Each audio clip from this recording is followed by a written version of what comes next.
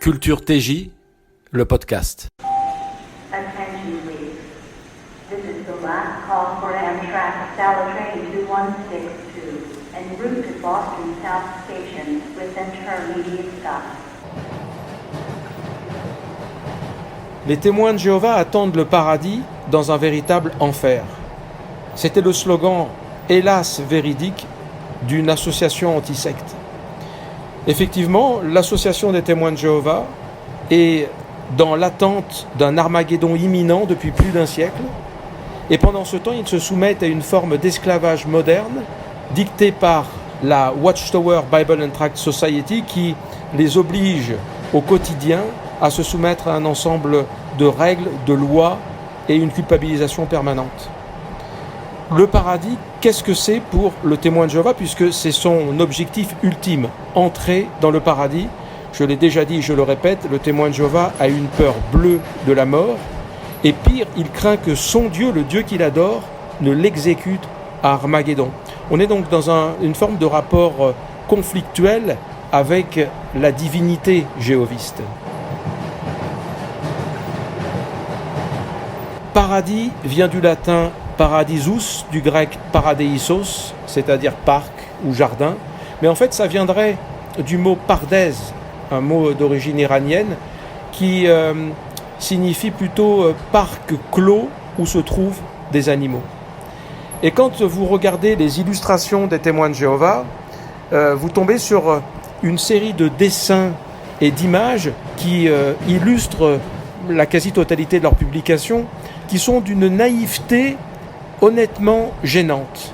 J'ai moi-même étudié sur le livre « Vivons éternellement sur une terre qui deviendra un paradis », et je me souviens des images, presque des images au crayon, un petit peu floues, avec des gens qui pique-niquent sur l'herbe, un gros lion, des enfants qui jouent, une source d'eau.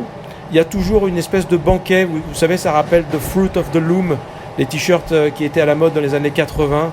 Donc un banquet avec une corbeille de fruits, l'immanquable corbeille de fruits, et la carafe de jus d'orange. On se croirait dans une publicité pour Kellogg's Frosties.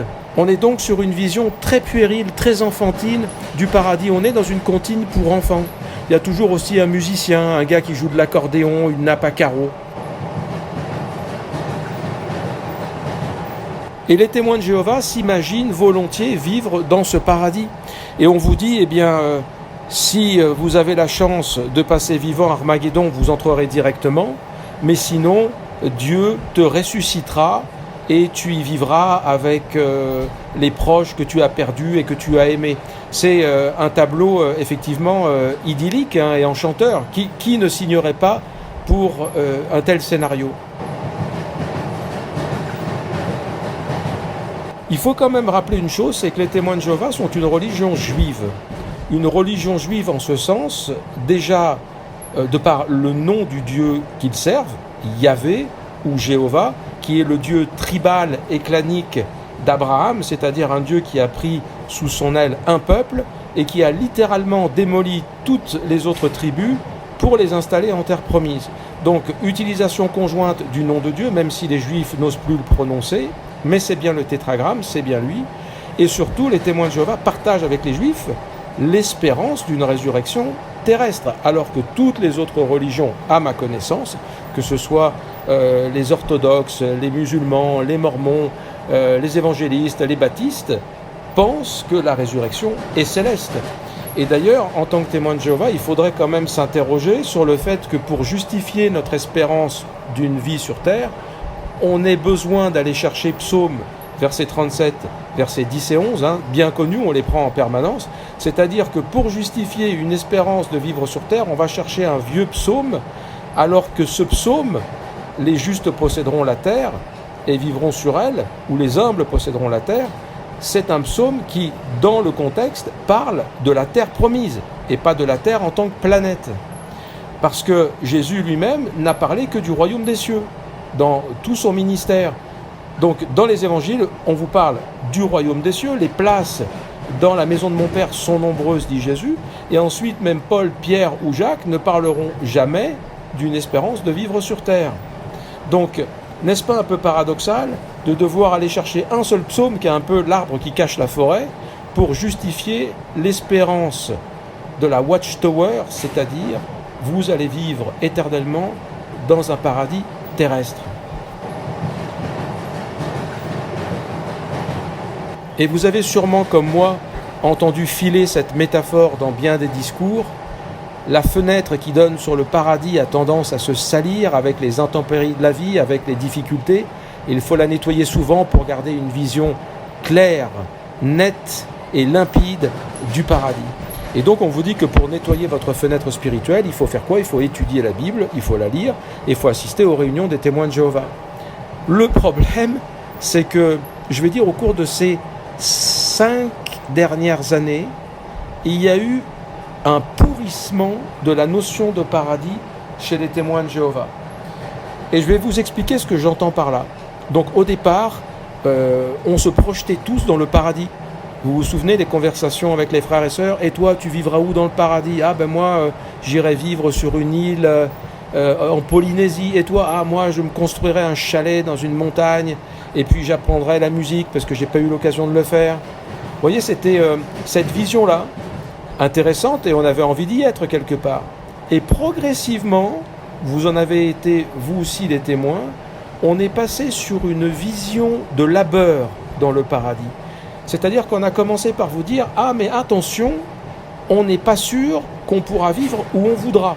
Alors, l'organisation des témoins de Jéhovah étant une organisation extrêmement administrative où il faut remplir un formulaire pour tout, pourquoi ne pas remplir un formulaire finalement pour dire où on veut aller vivre dans le paradis? Vous voyez, on sent déjà s'installer cette tendance. Et on entend aussi depuis quelque temps « Ouh, mais attention, dans le paradis, il va falloir travailler, ne croyez pas que vous allez vous reposer ». C'est-à-dire qu'il va falloir enseigner des milliards de ressuscités. Donc, aura-t-on des privilèges en fonction du nombre de ressuscités avec lesquels on étudie la Bible? Je ne le sais pas.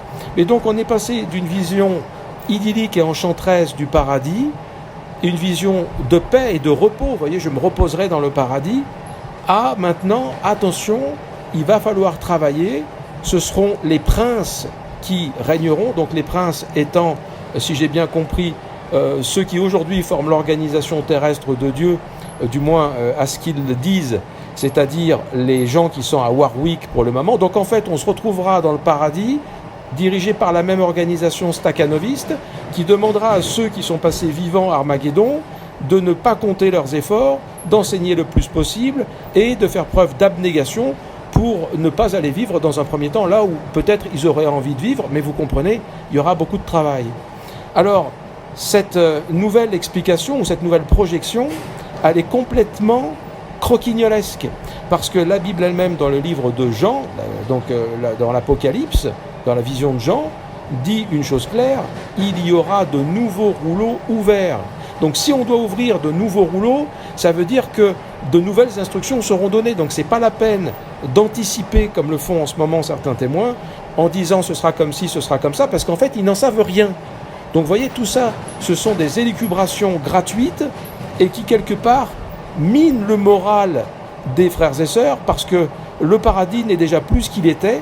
On vous a pourri le paradis.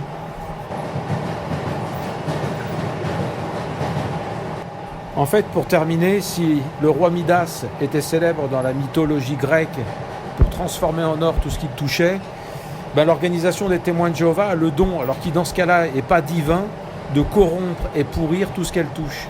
La prédication est devenue une espèce de campagne mondiale de marketing pour un site internet.